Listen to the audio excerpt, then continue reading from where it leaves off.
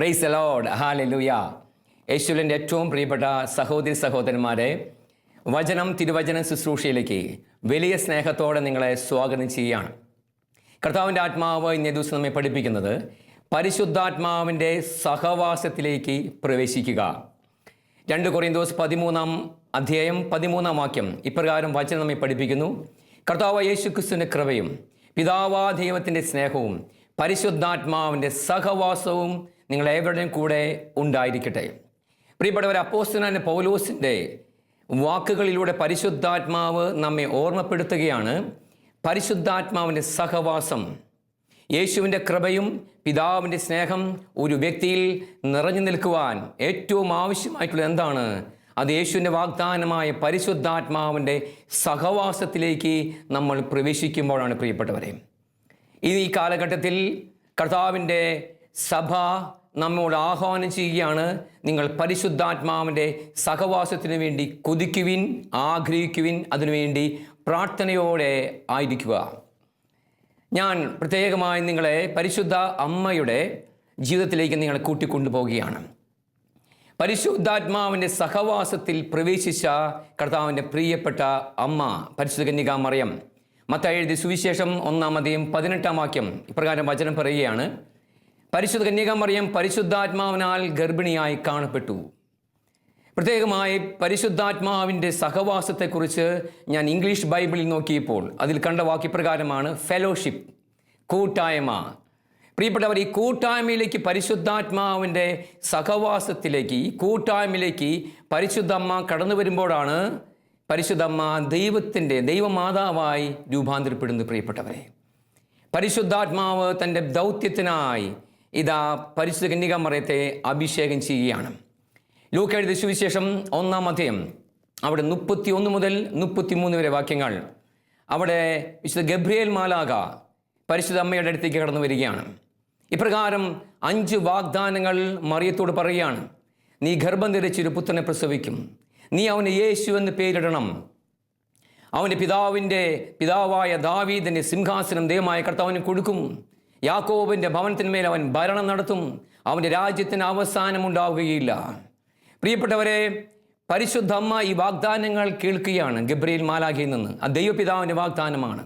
ഇത്രമാത്രം വലിയ വാഗ്ദാനങ്ങൾ കേൾക്കുമ്പോൾ മറിയം ചോദിക്കുന്ന ചോദ്യമുണ്ട്: ഇതെങ്ങനെ സംഭവിക്കും? പ്രിയപ്പെട്ട സഭാമക്കളെ, നമ്മുടെ ജീവിതത്തിൽ കർത്താവ് ഒത്തിരി വാഗ്ദാനങ്ങൾ നൽകിയിട്ടുണ്ട്. ഈ വാഗ്ദാനങ്ങൾ എപ്പോഴാണ് നമ്മിൽ മാംസം ധരിക്കുന്നത്? മറിയം ചോദിച്ചു, ഇതെങ്ങനെ സംഭവിക്കും? ഗബ്രിയേൽ മാലാഖ പറഞ്ഞു, ലൂക്ക 1:35 പരിശുദ്ധാത്മാവ് നിന്റെ മേൽ വരും, അത്യുന്നത ശക്തി നിന്റെ മേൽ ആവസിക്കും, ജനിക്കാൻ പോകുന്ന ശിശു പരിശുദ്ധൻ, ദൈവപുത്രൻ എന്ന് വിളിക്കപ്പെടും. ഇതാ പ്രിയപ്പെട്ടവരെ, ദൈവത്തിൻ്റെ വാഗ്ദാനം, പരിശുദ്ധാത്മാവ് മറിയത്തിലേക്ക് ഇതാ കടന്നു വരികയാണ്. ഈ സമയം വീണ്ടും ഗബ്രിയേൽ മാലാഖ മറിയത്തെ വിശ്വാസത്തിൽ ഉറപ്പിക്കുകയാണ്. നിന്റെ ചാർച്ചക്കാരിയായ എലിസബത്ത്, അവൾ വന്ധിയായിരുന്നു, അവൾ ഇതാ ഗർഭിണിയാണ്. ലൂക്ക 1:37 ദൈവത്തിനൊന്നും അസാധ്യമല്ല. പ്രിയപ്പെട്ടവരെ, ഈ സമയം മറിയം ചിന്തിക്കുകയാണ്, ദൈവത്തിനൊന്നും അസാധ്യമല്ല. ഞാനൊരു സാധാരണ യഹൂദ പെൺകുട്ടി, ഇത്രമാത്രം വലിയ വാഗ്ദാനങ്ങൾ എനിക്ക് സ്വീകരിക്കാൻ പറ്റുമോ? എന്നാൽ ദൈവം പറയുന്നു, ദൈവത്തിനൊന്നും അസാധ്യമല്ല. മറിയത്തിന് വലിയൊരു സത്യം മനസ്സിലാവുകയാണ്, ദൈവം എന്നെ തെരഞ്ഞെടുത്തു. മറിയത്തിൻ്റെ ജീവിതത്തിലേക്ക് പരിശുദ്ധാത്മാവിൻ്റെ സഹവാസം കടന്നു വരാൻ പോവുകയാണ്. കത്തോലിക്ക സഭയുടെ യുവജന മതബോധന ഗ്രന്ഥം 117 ഖണ്ഡിക ഇപ്രകാരം നമ്മെ പഠിപ്പിക്കുകയാണ്: പരിശുദ്ധമ്മ പരിശുദ്ധാത്മാവിന് അത്ഭുതങ്ങളിൽ വെച്ച് ഏറ്റവും വലിയൊരു അത്ഭുതം പ്രവർത്തിക്കുവാൻ ഒരു അവസരം നൽകുകയാണ്. പ്രിയപ്പെട്ടവരെ, ഇത് വലിയൊരു രഹസ്യമാണ്. മറിയം ഇതാ ഒരു അവസരം ആർക്കാണ് കൊടുക്കുന്നത്? പരിശുദ്ധാത്മാവിന്. എന്ത് പ്രവർത്തിക്കുവാൻ? അത്ഭുതങ്ങളിൽ വെച്ച് ഏറ്റവും വലിയൊരു അത്ഭുതം പ്രവർത്തിക്കുവാൻ പരിശുദ്ധ കന്യക മറിയം പരിശുദ്ധാത്മാവിന് ഒരു സാധ്യത നൽകുകയാണ്. ഇത് നമുക്കും കൂടിയുള്ളൊരു മെസ്സേജാണ്. പ്രിയപ്പെട്ടവരെ, നമ്മുടെ ജീവിതങ്ങളിൽ കർത്താവിൻ്റെ അത്യത്ഭുതമായ പ്രവൃത്തി വെളിപ്പെടുവാൻ നമ്മൾ ആഗ്രഹിക്കുന്നുണ്ടെങ്കിൽ നമ്മൾ പരിശുദ്ധാത്മാവിന് നമ്മിൽ പ്രവർത്തിക്കുവാൻ, വസിക്കുവാൻ ഒരു സാധ്യത കൊടുക്കുക. അവനെ യജമാനായി സ്വീകരിക്കുക. പിന്നീടെല്ലാം അത്ഭുതമായിരിക്കും. ഇതാ മറിയം പറഞ്ഞു, ഇതാ കർത്താവിൻ്റെ ദാസി, നിന്റെ വചനം ഇനി നിറവേറട്ടെ. ലൂക്ക 1:38. പ്രിയപ്പെട്ടവരെ, മറിയം ഇതാ കർത്താവിന് മുമ്പിൽ കീഴടങ്ങുകയാണ്, സറണ്ടർ ആവുകയാണ്. അവൾ ജീവിതത്തെ കർത്താവിന് മുമ്പിൽ അടിയറ വെച്ച് കഴിഞ്ഞപ്പോൾ ദൈവത്തിൻ്റെ അഭിനിമേയമായ ശക്തി, പരിശുദ്ധാത്മാവിൻ്റെ അഭിഷേകം മറിയത്തിലേക്ക് ഇറങ്ങി വരുന്നു. പരിശുദ്ധാത്മാവിനാൽ നിറഞ്ഞ സഹവാസത്തിലേക്ക് പ്രവേശിച്ച മറിയം പിന്നീട് എന്താണ് ചെയ്യുന്നത്? തിടുക്കത്തിൽ യാത്ര ചെയ്യുകയാണ്, ദൗത്യം തുടങ്ങുകയാണ്. പ്രിയപ്പെട്ടവരെ, ഒരു സഭാ പൈതലിൻ്റെ ദൗത്യം എപ്പോഴാണ് തുടങ്ങുന്നത്? ആ വ്യക്തി പരിശുദ്ധാത്മാവിൻ്റെ സഹവാസത്തിലേക്ക് പ്രവേശിക്കുമ്പോഴാണ്. സഹവാസത്തിലേക്ക് പ്രവേശിച്ച വ്യക്തിയുടെ പ്രത്യേകത എന്താണ്? എപ്പോഴും അവൾ ദൈവത്തിൻ്റെ ഇഷ്ടം നിറവേറ്റുന്നു. യോഹന്നാന്റെ സുവിശേഷം 8-ാം അധ്യായം 29-30 വാക്യങ്ങൾ, അവിടെ യേശുവിനെ കുറിച്ച് വചനം എന്താണ് പറയുന്നത്? യേശു പറയാണ്, ഞാൻ എപ്പോഴും അവിടത്തേക്ക് ഇഷ്ടമുള്ളത് പ്രവർത്തിക്കുന്നു, അവിടുന്ന് എന്നെ തനിയെ വിട്ടിരിക്കുകയല്ല. കർത്താവ് പറയാണ്, എൻ്റെ പിതാവ് എന്നെ തനിയെ വിട്ടിരിക്കുകയല്ല, കാരണം ഞാൻ എപ്പോഴും അവിടത്തേക്ക് ഇഷ്ടമുള്ളത് പ്രവർത്തിക്കുന്നു. ഇത് പറഞ്ഞപ്പോൾ അനേകം പേർ യേശുവിൽ വിശ്വസിച്ചു. യേശു ക്രിസ്തു പിതാവിൻ്റെ ഇഷ്ടം തന്നിൽ വസിക്കുന്ന ആത്മാവിൻ്റെ ശക്തിയാൽ അനുസരിച്ചു. പിതാവും യേശുവും ഏകാത്മാവിൽ മുന്നോട്ട് പോയി. പ്രിയപ്പെട്ടവരെ, അതുകൊണ്ട് തന്നെ യേശുവിൻ്റെ ആ ദൗത്യം വളരെ കൃത്യമായി ചെയ്യുവാൻ ദൈവപിതാവ് തൻ്റെ ആത്മാവ് കൊണ്ട് യേശുവിനെ നിറയ്ക്കുകയാണ്. പ്രിയപ്പെട്ടവരെ, ഇതുപോലെ തന്നെയാണ് മറിയത്തിൽ സംഭവിക്കുന്നത്. എന്താണ്? മറിയം ആത്മാവിനെ നിറഞ്ഞു. തിടുക്കത്തിൽ എലിസബത്തിൻ്റെ വീട്ടിലേക്ക് പോവുകയാണ്. തിടുക്കത്തിൽ യാത്രയാകുന്നു. ഈ സമയം എലിസബത്ത് ഗർഭിണിയാണ്, മറിയം ഗർഭിണിയാണ്. ലൂക്ക 1:41 വചനം പറയുന്നു, മറിയത്തിൻ്റെ അഭിവാദന സ്വരം കേട്ടപ്പോൾ എലിസബത്തിൻ്റെ ഉദരത്തിൽ ശിശു കുതിച്ചു ചാടി. എലിസബത്ത് പരിശുദ്ധാത്മ നിറഞ്ഞവളായി. പ്രിയപ്പെട്ടവരെ, എലിസബത്ത് നമുക്കറിയാം, ലൂക്ക 1-ാം അധ്യായം 24-25 വാക്യം, അവൾ ഗർഭിണിയായെങ്കിലും ജനത്തിന് മുമ്പിൽ വരാതെ അവൾ ഒതുങ്ങിക്കൂടിയിരിക്കുന്ന ഒരു പ്രകൃതമുള്ള ഒരു സഹോദരിയായിരുന്നു. മുൻപിലേക്ക് വരാൻ വളരെ ഭയം. ഏൽപ്പിക്കപ്പെട്ട ദൗത്യം ചെയ്യുവാനായി ശക്തിയില്ല. എലിസബത്ത് ദൗത്യം ചെയ്യാൻ എപ്പോഴാണ് പ്രിയപ്പെട്ടവർ അഭിഷേകം ചെയ്യപ്പെടുന്നത്? മറിയം എലിസബത്തിൻ്റെ വീട്ടിൽ ചെന്നപ്പോൾ, മറിയം വാ തുറന്നപ്പോൾ മറിയത്തിൽ സഹവസിക്കുന്ന പരിശുദ്ധാത്മാവ് എലിസബത്തിൽ ആവസിക്കുകയാണ്. പ്രിയപ്പെട്ടവരെ, പരിശുദ്ധാത്മാവിൻ്റെ അഭിഷേകം ഇതൊരു പകർച്ചയാണ്. എലിസബത്തിലേക്ക് ഈ പരിശുദ്ധാത്മാവിൻ്റെ അഭിഷേകം ഇറങ്ങി വന്ന് കഴിഞ്ഞപ്പോൾ എന്താണ് സംഭവിക്കുന്നത്? എലിസബത്ത് ഉദ്ഘോഷിക്കുകയാണ്, നീ കർത്താവിൻ്റെ അമ്മയാണ്. എലിസബത്ത് മാറി മറിഞ്ഞു. അവളുടെ അപകർഷബോധം മാറി, ലജ്ജ മാറി, ഭയം മാറി.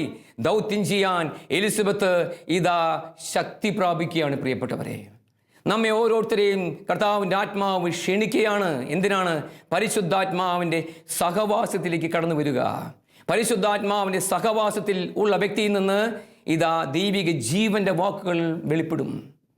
ഒരു മാതാപിതാക്കളിൽ, ഒരു അപ്പനിൽ, ഒരു അമ്മയിൽ, ഒരു മകനിൽ, ഒരു മകളിൽ കർത്താവിൻ്റെ ആത്മാവ് ഇറങ്ങി വന്നു കഴിഞ്ഞാൽ, ആ സഹവാസത്തിലേക്ക് അവർ പ്രവേശിച്ചു കഴിഞ്ഞാൽ ഭവനത്തിൽ സംസാരം ദൈവിക ജീവനിൽ നിറയും. ആ വ്യക്തിയെ ഏൽപ്പിച്ചിരിക്കുന്ന സകല ദൗത്യങ്ങളും ദൈവശക്തിയാൽ നിറയും. മറിയത്തിൽ പരിശുദ്ധാത്മാവ് ഇറങ്ങി വന്നു കഴിഞ്ഞപ്പോൾ മറിയത്തെ കർത്താവ് ഒരു ദൗത്യം ഏൽപ്പിച്ചു. എലിസബത്തിൻ്റെ ഭവനത്തിലേക്ക് ചെല്ലുക. എന്താണ് ദൗത്യം? എലിസബത്തിനെയും അവളുടെ ഉള്ളിലായിരിക്കുന്ന സ്യാബ യോഹന്നാനെയും എനിക്കായി അഭിഷേകം ചെയ്യുക.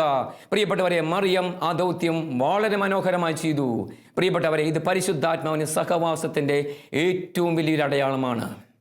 ഞാൻ സംഭവം ഓർക്കുകയാണ്. പ്രിയപ്പെട്ടവരെ, ഒരു 3 വർഷങ്ങൾക്ക് മുമ്പ് ചൊവ്വല്ലൂർപറ്റ എന്ന നെയ്യാറ്റിങ്കര രൂപതയിലുള്ള ഒരു ചെറിയ ഇടവകയിൽ വചന ശുശ്രൂഷയ്ക്ക് വേണ്ടി കടന്നു ചെല്ലുകയാണ്.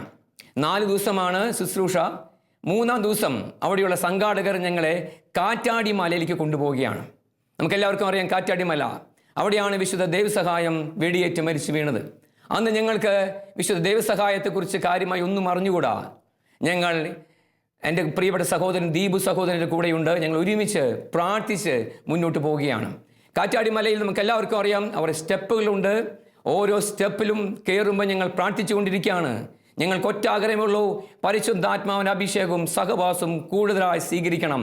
പ്രിയപ്പെട്ട സഹോദരി സഹോദരന്മാരെ, മാമോദീസയിലൂടെ നമ്മിലേക്ക് കടന്നു വന്ന പരിശുദ്ധാത്മാവിൻ്റെ സാന്നിധ്യം നമ്മൾ ഉജ്ജ്വലിപ്പിക്കുമ്പോഴാണ് സഹവാസത്തിലേക്ക് നമ്മൾ പ്രവേശിക്കുന്നത്. പിന്നീട് നമ്മൾ പരിശുദ്ധാത്മാവിൻ്റെ കൺട്രോളിലായിരിക്കും. നമ്മളിത് ദാഹത്തോടെ, ആഗ്രഹത്തോടെ പരിശുദ്ധാത്മാവിൻ്റെ അഭിഷേകത്തിന് വേണ്ടി പ്രാർത്ഥിച്ച് മുന്നേറിയാൽ ആത്മാവിൻ്റെ സാന്നിധ്യം നമുക്ക് വ്യക്തമായി അനുഭവിക്കാൻ പറ്റും. ഞങ്ങളിതാ മുന്നോട്ട് പോവുകയാണ്. അവിടെ ഒരു പ്രത്യേക സ്ഥലത്തെത്തിയപ്പോൾ ഞങ്ങളുടെ കാലുകളുടെ അടിയിൽ നിന്ന് ഒരു അഗ്നി കടന്നു വരികയാണ്. ഞങ്ങൾക്ക് മനസ്സിലായ എന്തോ പ്രത്യേകത ഇവിടെയുണ്ട്. ഞങ്ങൾ അവിടെ മുട്ടുകുത്തി നിലവിളിക്കാൻ തുടങ്ങി. കാരണം ഒരു പരിശുദ്ധാത്മാവിൻ്റെ അഗ്നിസ്നാനം ഞങ്ങൾ അപ്പോൾ അനുഭവിച്ചു കൊണ്ടിരിക്കുകയാണ്. ഈ സമയം സംഘാടകരെല്ലാം ഓടി വന്നു. അവർ ഇപ്രകാരം പറഞ്ഞു, ഇവിടെയാണ് വിശുദ്ധ ദൈവസഹായം വെടിയേറ്റ് വീണത്. പ്രിയപ്പെട്ടവരെ, ഞങ്ങൾ അത്ഭുതപ്പെട്ടു പോയി. വർഷങ്ങൾക്ക് മുമ്പാണ് കർത്താവിൻ്റെ പ്രിയപ്പെട്ട ദാസൻ അവിടെ വെടിയേറ്റ് വീണത്. എന്നാലും പരിശുദ്ധാത്മ ഇപ്പോഴും അവിടെ ഇതാ നിറഞ്ഞു നിൽക്കുകയാണ്. എന്താണ് കാരണം? വിശുദ്ധ ദൈവസഹായത്തിൽ നിറഞ്ഞു നിന്ന പരിശുദ്ധാത്മാവിൻ്റെ സഹവാസം.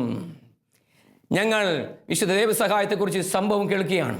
വിശുദ്ധ ദൈവസഹായത്തെ രാജാവ് 24 പ്രൊവിൻസിലേക്ക് അയക്കുകയാണ്. ഒറ്റ ലക്ഷ്യമുള്ളൂ, എല്ലാവിധത്തിലും തകർക്കപ്പെടണം, എല്ലാവിധത്തിലും ദൈവസഹായത്തെ ഇല്ലാതാക്കണം. അങ്ങനെ വളരെ വേദനയോടെ പീഡകളേറ്റ് ദൈവസഹായം ഇത് മുന്നോട്ട് പോവുകയാണ്. അവസാനം രാജാവും കൂടെയുള്ള വ്യക്തികളും തീരുമാനിക്കുകയാണ് വിശുദ്ധ ദൈവസഹായത്തെ കൊന്നുകളയണം. അങ്ങനെയാണ് പ്രിയപ്പെട്ടവരെ ആരാച്ചാറിൻ്റെ അടുത്തേക്ക് കൊണ്ടുപോകുന്നത്. നമുക്കെല്ലാവർക്കും അറിയാം, ആരാച്ചാർ കൊല്ലുന്ന വ്യക്തി, കഠിന ഹൃദയൻ. ഇത് ആരാച്ചാറിൻ്റെ ഭവനത്തിന് മുൻപിൽ ഒരു ഉണങ്ങിയ വേപ്പിൻ്റെ മരമുണ്ട്. അവിടെ വിശുദ്ധ ദൈവസഹായത്തെ ബന്ധിക്കുകയാണ്. എന്താണ് അവരുടെ ലക്ഷ്യം? വിശുദ്ധ ദൈവസഹായം മഴ കൊള്ളണം, വെയിൽ കൊള്ളണം, അവിടെ കിടന്ന് തന്നെ മരിച്ചു കളയണം. അതാണ് അവരുടെ ലക്ഷ്യം. എന്നാൽ വിശുദ്ധ ദൈവസഹായം എന്താണ് ചെയ്യുന്നത്? അവിടെ മുട്ടുകുത്തി പ്രാർത്ഥിക്കുകയാണ്. അവിടെ വലിയൊരു അത്ഭുതം സംഭവിക്കുകയാണ്. പ്രിയപ്പെട്ടവരെ, വിശുദ്ധ ദൈവസഹായത്തെ ബന്ധിച്ചിരുന്ന ആ വേപ്പിൻ്റെ മരം പിറ്റേ ദിവസം, അന്ന് രാത്രി കഴിഞ്ഞ് പിറ്റേ ദിവസം ജനങ്ങൾ വിശുദ്ധ ദൈവസഹായത്തെ കാണാൻ വന്നപ്പോൾ അത് തളിർത്ത് നിൽക്കുന്നതാണ് അവർ കണ്ടത്. ഉണങ്ങിപ്പോയ വേപ്പിൻ്റെ മരം ഒറ്റ രാത്രി കൊണ്ട് തളിർത്തു. സംഖ്യ 17:8 വചനം പറയുന്നു, അഹരോന്റെ വടി മുളപ്പൊട്ടി പൂത്ത് തളിർത്ത് ബദാം പഴങ്ങൾ കായ്ച്ചു നിന്നു. ഹല്ലേലൂയ. പ്രിയപ്പെട്ടവരെ, എന്തുകൊണ്ട് അഹരോന്റെ വടി 12 വടികൾ അവിടെ വെച്ചു? എന്തുകൊണ്ട് അഹരോന്റെ വടി മാത്രം തളിർത്തു പൂത്തു? കാരണമുണ്ട്. അഹരോനും ദൈവമായ കർത്താവുമായി ഒരു ബന്ധമുണ്ടായിരുന്നു. പ്രിയപ്പെട്ടവരെ, ഇപ്രകാരം വിശുദ്ധ ദൈവസഹായവും നമ്മുടെ കർത്താവും ആയിട്ടൊരു ബന്ധമുണ്ട്. യേശു തൻ്റെ ആത്മാവ് കൊണ്ട് വിശുദ്ധ ദൈവസഹായത്തെ നിറച്ചു. അഗ്നിയാണ് ജ്വലിച്ചുകൊണ്ടിരിക്കുന്നത്, ഹൃദയം മുഴുവൻ ജ്വലിക്കുന്ന സ്നേഹാഗ്നി. യേശുവിനോടുള്ള സ്നേഹാഗ്നിയെ കെടുത്തിക്കളയാൻ ഒരു സഹനത്തിനും സാധിച്ചില്ല, ഒരു പീഡനത്തിനും സാധിച്ചില്ല, ഒരു പ്രതികൂല സാഹചര്യങ്ങൾക്കും സാധിച്ചില്ല. കാരണം എന്താണ്? സഹവാസമാണ്. പ്രിയപ്പെട്ടവരെ, വിശുദ്ധ ദൈവസഹായത്തിൽ സഹവാസം ഉണ്ടായിരുന്നു. അതുകൊണ്ട് എന്ത് സംഭവിച്ചു? അവനെ ബന്ധിച്ചിരുന്ന ആ മരം, ഉണങ്ങിപ്പോയ, ചെതല് പിടിച്ചുണങ്ങിപ്പോയ മരം ഇതാ തളിർക്കുകയാണ്. ഇന്ന് അനേകം ഭവനങ്ങൾ വളരെ വേദനയോടെ പങ്കുവയ്ക്കാറുണ്ട്, ഞങ്ങളുടെ തലമുറ ചെതല് പിടിച്ചു പോയി, തകർന്നു പോയി. സഹോദരൻ, ഞങ്ങൾക്ക് വേണ്ടി പ്രാർത്ഥിക്കണം. പ്രിയപ്പെട്ടവരെ, ഈ സമയം ദൈവത്തിൻ്റെ ആത്മാവ് പറയാൻ ഏറ്റവും പ്രധാനപ്പെട്ട ദൂത് ഇതാണ്: നിങ്ങൾ ദൈവത്തിൻ്റെ പരിശുദ്ധാത്മാവിന് വേണ്ടി ദാഹിക്കുക. യേശു ക്രിസ്തു തൻ്റെ ആത്മാവിനെ നമ്മുടെ മേൽ വർഷിച്ചത്, യേശു ക്രിസ്തു തൻ്റെ ആത്മാവിനെ നമ്മുടെ മേൽ വർഷിച്ചത് എന്തിനാണ്? യേശുമായി യഥാർത്ഥ ബന്ധത്തിൽ, സ്വർഗമായൊരു കണക്ഷനിൽ മുന്നോട്ട് പോകാനാണ്. പ്രിയപ്പെട്ടവരെ, ആ ബന്ധത്തിൽ മുന്നോട്ട് പോകുന്ന വ്യക്തിക്ക് ആനുദിനം പുത്തൻ അഭിഷേകം ഇതാ കർത്താവ് പ്രദാനം ചെയ്യുകയാണ്. പ്രിയപ്പെട്ട സഹോദരി സഹോദരന്മാരെ, ഇത് നമ്മുടെ ജീവിതത്തിനുള്ള വലിയ ഒരു അടയാളമാണ്.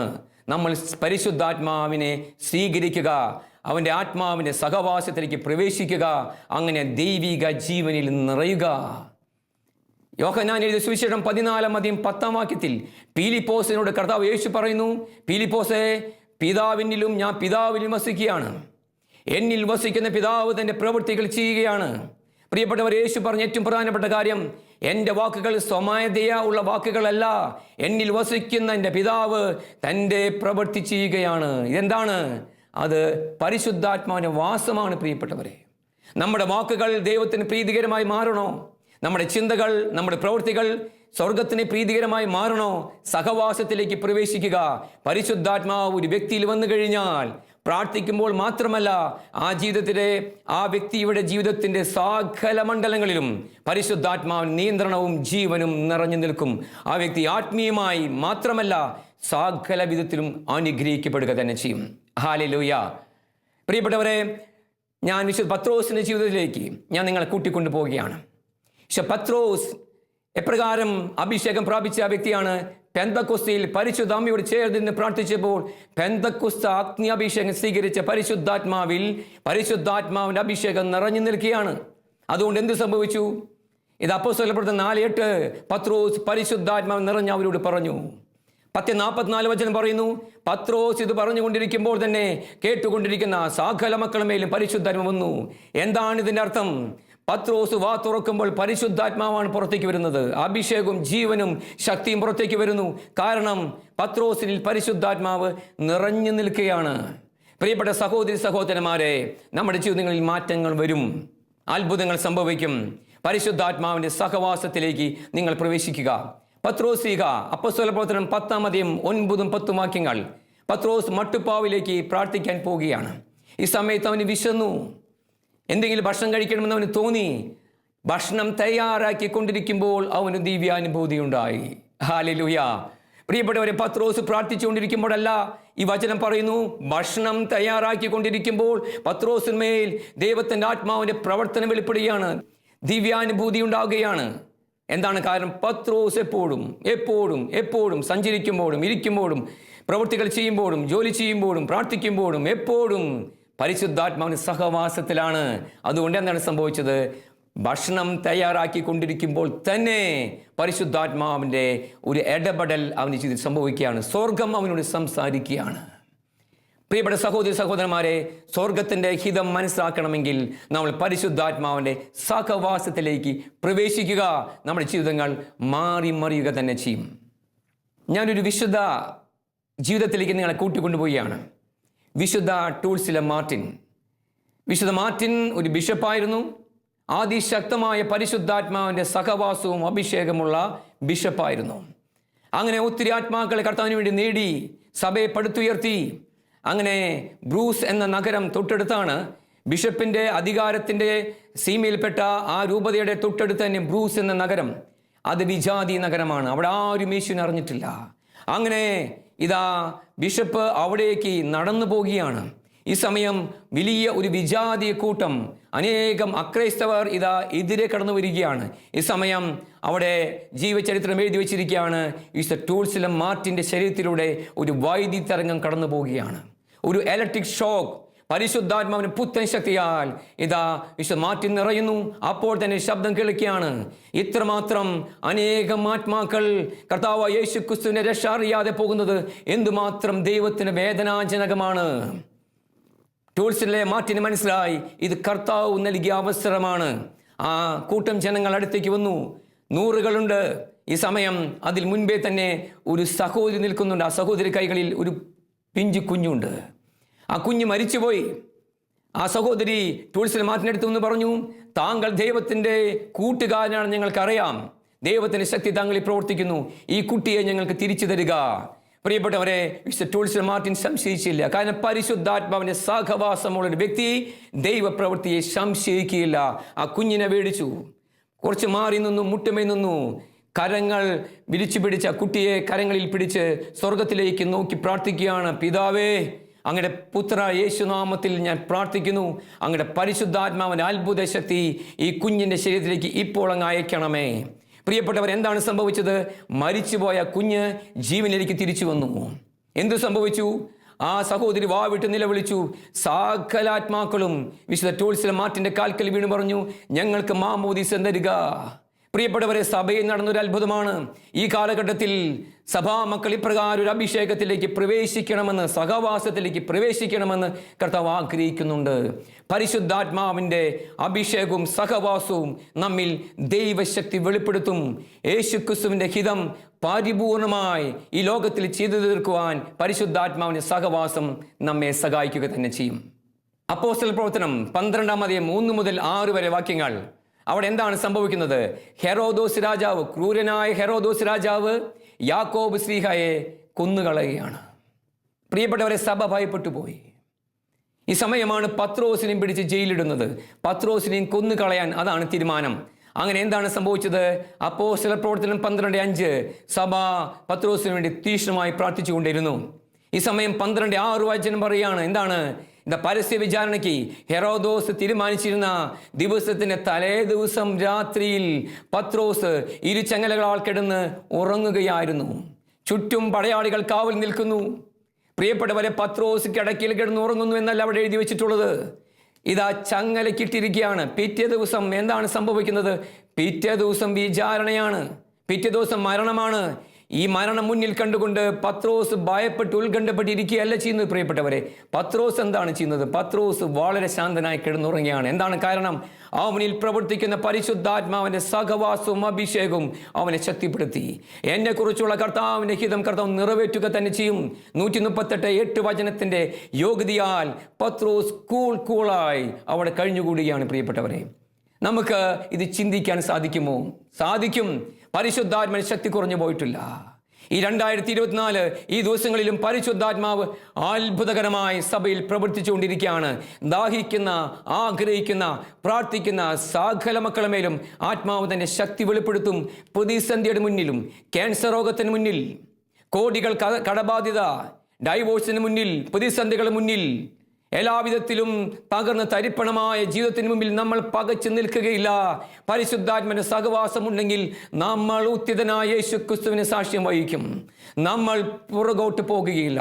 നമ്മൾ ജ്വലിക്കും. നമ്മൾ വിശ്വാസത്തിൽ മുന്നോട്ട് പോകും. പിശാചിന്റെ സകലാധിപത്യങ്ങളും പ്ലാനുകളും പൊട്ടി തകർന്നു പോകും. എന്താണ് സംഭവിച്ചത്? പത്രോസിന്റെ അടുത്തേക്ക് കർത്താവ് തന്നെ ദൂതനയക്കുകയാണ് പ്രിയപ്പെട്ടവരെ. പത്രോസിനെ ദൂതൻ തട്ടിയുണർത്തി. ഇതാ ചങ്ങലകൾ അഴിഞ്ഞു വീണു. ഇതാ കർത്താവ് അത്ഭുതകരമായി പത്രോസിനെ പുറത്തേക്ക് കൊണ്ടുവരികയാണ്. പ്രിയപ്പെട്ടവരെ, നമ്മുടെ ജീവിതങ്ങളിലും ഇത് സംഭവിക്കും. സഹവാസം അത് വളരെ പ്രധാനപ്പെട്ടതാണ്.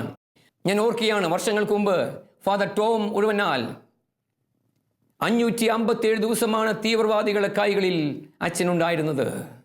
ചിന്തിച്ചു നോക്കാൻ നമുക്ക് സാധിക്കും. 557 ദിവസം ഒരു വൈദികൻ തീവ്രവാദികളുടെ കൈകളിൽ അകപ്പെട്ടു. അച്ഛന് തൃശ്ശൂർ അതിരൂപത കൊടുത്ത ആ സ്വീകരണത്തിൽ പങ്കെടുക്കുവാൻ എനിക്കൊരു ഭാഗ്യം ലഭിച്ചിട്ടുണ്ട്. പ്രിയപ്പെട്ടവരെ, അച്ഛൻ ഇപ്രകാരമാണ് പറഞ്ഞത്: 557 ദിവസം പരിശുദ്ധാത്മാവ് എന്നെ നയിച്ചു. അച്ഛന് മുമ്പിൽ വെച്ചിട്ടാണ് സിസ്റ്റേഴ്സ് 4 പേർ വെടിയേറ്റ് വീഴുന്നത്. പ്രിയപ്പെട്ടവർ, അച്ഛനോട് ചോദിച്ചു, താങ്കൾ ആരാണ്? അച്ഛൻ പറഞ്ഞു, ഞാനൊരു ക്രിസ്ത്യാനിയാണെന്ന് പറയുവാൻ എപ്രകാരമാണ് മരണത്തിന് മുമ്പിൽ ടോമച്ചന് സാധിച്ചത്? പ്രിയപ്പെട്ടവരെ, അത് പരിശുദ്ധാത്മൻ സഹവാസമാണ്. പ്രിയപ്പെട്ട സഹോദരി സഹോദരന്മാരെ, ഭയപ്പെട്ടു പോകരുത്. കർത്താവിൻ്റെ വാഗ്ദാനമായ പരിശുദ്ധാത്മന്റെ സാന്നിധ്യം നമ്മുടെ ജീവിതത്തിലേക്ക് കടന്നു വന്നു കഴിഞ്ഞാൽ ഏത് പ്രതികൂല സാഹചര്യങ്ങളെയും നമുക്ക് ഓവർകം ചെയ്യാൻ പറ്റും. കുടുംബജീവിതം തകർന്നുകൊണ്ടിരിക്കുന്ന ഈ കാലഘട്ടത്തിൽ കർത്താവ് പറയാണ്, ഭാര്യ ഭർത്താക്കന്മാരെ, മാതാപിതാക്കളെ, യുവജനങ്ങളെ, യുവാക്കളെ, നിങ്ങൾ പരിശുദ്ധാത്മാവിന്റെ സഹവാസത്തിലേക്ക് പ്രവേശിക്കുക. നിങ്ങളെ കർത്താവ് ഏൽപ്പിച്ചിരിക്കുന്ന ദൗത്യം വളരെ മനോഹരമായി ശക്തിയോടെ നിങ്ങൾക്ക് ചെയ്യാൻ സാധിക്കും. സംതൃപ്തിയോടെ ഈ ലോകം വിട്ട് നിത്യതയിൽ പോകുവാൻ കർത്താവ് നിങ്ങളെ അനുവദിക്കുക തന്നെ ചെയ്യും. അതുകൊണ്ട് പ്രിയപ്പെട്ടവരെ, നമുക്ക് ഒരു നിമിഷം പ്രാർത്ഥിക്കാം. പരിശുദ്ധാത്മാവിന്റെ സഹവാസത്തിന് വേണ്ടി വലിയ ദാഹത്തോടെ നമുക്ക് ആഗ്രഹിക്കാം. കർത്താവ് യേശുവേ, അങ്ങയുടെ പരിശുദ്ധ നാമത്തിൽ ഞങ്ങൾ വലിയ സ്നേഹത്തോടെ പരിശുദ്ധ അമ്മയോട് ചേർന്ന് പ്രാർത്ഥിക്കുന്നു. ഓ പരിശുദ്ധാത്മാവേ, ഞങ്ങളിൽ വന്ന് നിറയണമേ, കവിയണമേ. സങ്കീർത്തന പുസ്തകം 23-5 കർത്താവ് എൻ്റെ ശിരസിന് അഭിഷേകം ചെയ്യുന്നു, എൻ്റെ പാനപാത്രം കവിഞ്ഞൊടുക്കുന്നു. കർത്താവെ, എന്നെ അഭിഷേകം ചെയ്യണമേ, ഒരു കവിഞ്ഞൊടുക്കുന്ന അഭിഷേകത്തിലേക്ക് എന്നെ നയിക്കണമെന്ന് പ്രാർത്ഥിക്കുന്നു. ആമേൻ.